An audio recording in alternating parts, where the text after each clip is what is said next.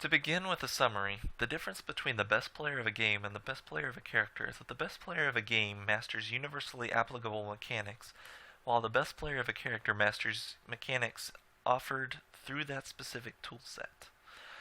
With this in mind, is it possible for a player to be rated above other users while still being rated below them with that character? In order to better understand this concept, I will use my personal preference for an example on this subject. Ali's Brawl Meta Knight.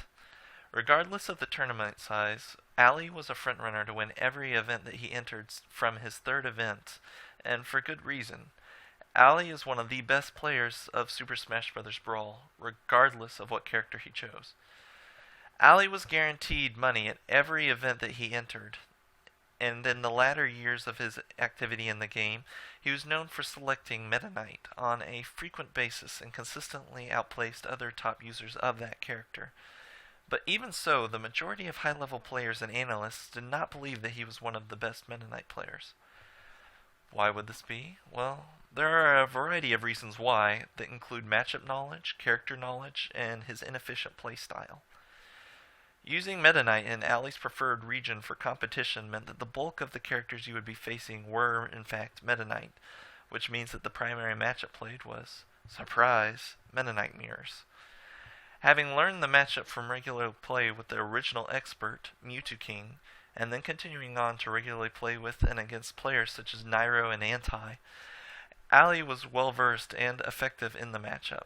However, the mirror is a matchup that rarely utilizes one of Meta Knight's signature moves, Mach Tornado. For those who do not know how Brawl Meta Knight's aerial Mach Tornado works, its coding is broken in a way that allows it to outprioritize attacks in a manner unique in the Smash series. It defeats incorrect and or early shielding and gives a diverse mix-up game into itself and other approaches and retreats. This is an important tool that makes near-even matchups into hard counters, to the point that multiple players have placed top 5 at majors with gameplay based exclusively around it.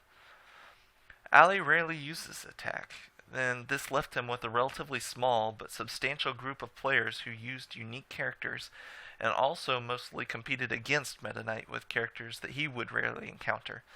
This led to multiple instances where Ali was incentivized to switch to his more familiar characters that would be considered a cut below Meta Knight as characters. This was something that most Meta Knight mains would be disserviced by emulating, primarily because they were better at exploiting the strengths of their character and the weaknesses of others. A question on this concept is this: why would playing a familiar character be more beneficial than playing a better character? In order to address this question, we should examine why someone should choose one character over another, and what a good character is, but that is such a broad topic in itself that I will cover that later.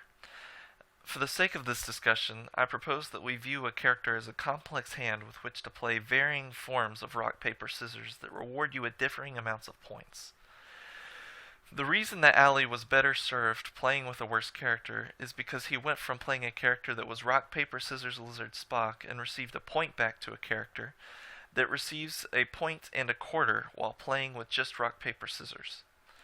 Ali was already a master of the system of rock, paper, and scissors and benefited from using a character focusing on these masteries that he already possessed. In other words, players who master a character are fully aware of a character's options and how they interact. This becomes more difficult as characters become more complex or foreign. Player skill ties into utilizing those options into a separate strategy. This is something that requires knowing what options are available that, when mixed in a specific order, results in victory. Mastering a game typically entails learning the various ways that these means are formed and mixed. And with this in mind, it can be understood that Ali didn't grasp the overall form of Meta Knight, but his grasp of the underlying components through understanding the greater game as a whole is where he shined. I hope that you enjoyed this. If you disagreed with any points, then feel free to agree or disagree in the comments, and please present a reasoned argument. I hope that you all enjoyed the video. I hope that you have a great day. In the meantime, I'm Tony Thornton, and I'll see you